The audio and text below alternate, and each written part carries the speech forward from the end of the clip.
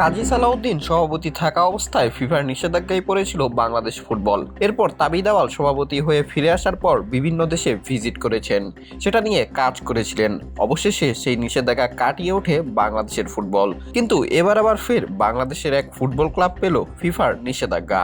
Bangladesh premier league football খেলা ফকিরাপুরের ক্লাবকে দলবদল কার্যক্রমে নিষেধাজ্ঞা দিয়েছে বিশ্ব ফুটবলের নিয়ন্ত্রক সংস্থা ফিফা।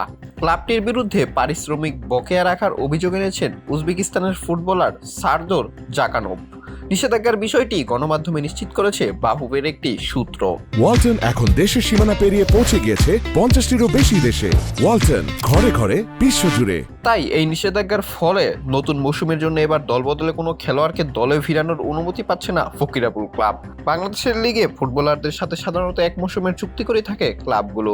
ফকিরাপুরে গত মৌসুমে যারা খেলেছেন তারাও এই ক্লাবে থাকবেন কিনা সেটা নিয়েও রয়েছে প্রশ্ন। বিষয়টি নিয়ে সমাধানের চেষ্টা চলছে বলে একটি সংবাদ মাধ্যমকে জানিয়েছে ক্লাবের সাধারণ সম্পাদক আহমেদ আলী।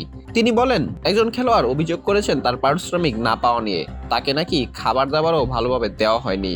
তাকে আগের কমিটির লোকজন ক্লাবে এনেছে। সমস্যা সমাধানে আমরা কাজ করে যাচ্ছি। গত মৌসুমে ফকিরাপুর অন্যতম সেরা পারফর্মার উজবেকিস্তানের এই ফুটবলার জাকানোভ। ক্লাবটির হয়ে 9 ম্যাচে 3 গোল সহ 2 অ্যাসিস্ট করেন এই ফুটবলার। যদিও লিগের প্রথম পর্বের পর আর দেখা যায়নি তাকে। সূত্র মতে তার বকেয়া পারিশ্রমিকের পরিমাণ প্রায় 22 থেকে 25 লক্ষ টাকা। প্রসঙ্গত 18 ম্যাচে 19 পয়েন্ট পাওয়া ফকিরাপুর পয়েন্ট টেবিলের 8 থেকে গত মৌসুম শেষ করে। এবার প্রিমিয়ার লিগে ফুটবল খেলতে হলে এবং দল সাজাতে হলে 14 আগস্টের আগে ফিফার নিষেধাজ্ঞা উঠিয়ে নিতে হবে তাদেরকে। কারণ সেই তারিখেই শেষ হবে বাংলাদেশের ফুটবলের ট্রান্সফার মার্কেটের দলবদল।